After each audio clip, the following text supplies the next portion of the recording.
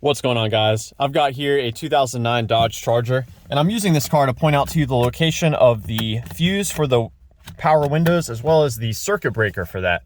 So to find those two things, we're going to move under the trunk. There's a fuse box down there that will show us what we need. So you should have a cover present here that you can just lift up and move aside.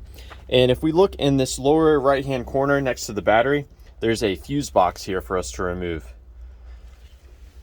We push on this button right here and then lift up on the fuse box cover.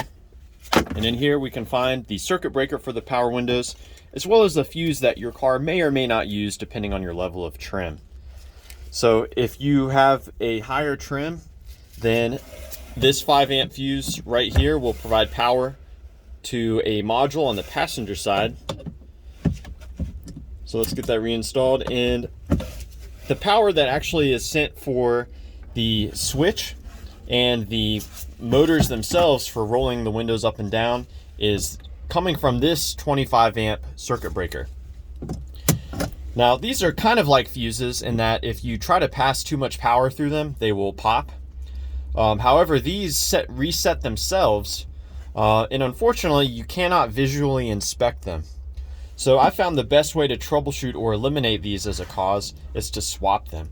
So we can take out our window circuit breaker and we can swap in this one right here. And if after making the swap, the windows start to roll up and down, well then you know that your original circuit breaker is probably no good. As far as this circuit breaker, this provides power to the driver power door, or sorry, the driver power seat as well as the cluster. If you have a power seat on the passenger side, you will have another circuit breaker here. Now, beyond checking the fuses and the circuit breaker, there's another troubleshooting step we can do.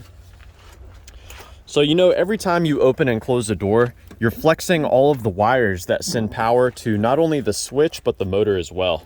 These wires can be found inside of this harness here. And eventually the wires will break or make a bad connection.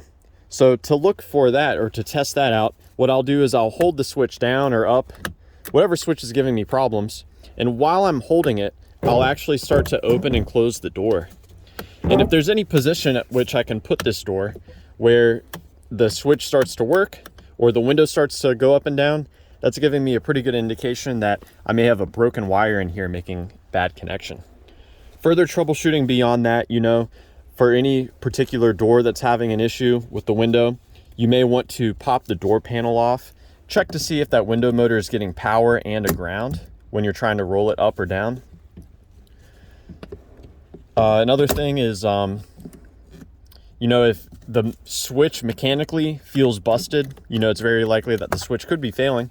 And the driver's side window switch has a microprocessor built into it, and those can fail also.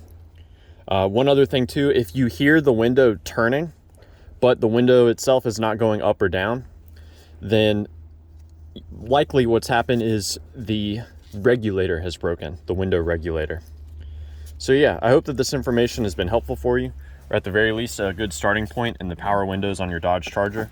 Please do let me know down below if you have any questions or any advice. Thanks for watching.